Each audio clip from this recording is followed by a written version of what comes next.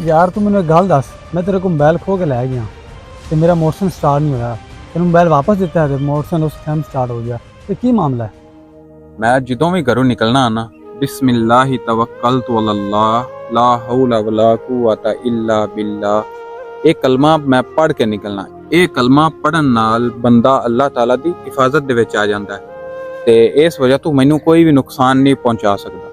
ਤੇ ਜਿਹੜਾ ਵੀ ਬੰਦਾ ਇਹ ਕਲਮਾ ਪੜ੍ਹ ਕੇ ਘਰੋਂ ਨਿਕਲੇਗਾ ਉਹ ਅੱਲਾਹ ਤਾਲਾ ਦੀ ਹਿਫਾਜ਼ਤ ਦੇ ਵਿੱਚ ਰਹੇਗਾ, ਉਹਨੂੰ कोई भी नुकसान नहीं पहुंचा सकेगा। अगर वीडियो अच्छी लगी हो तो वीडियो को अपने दोस्तों के साथ शेयर ज़रूर कीजिएगा।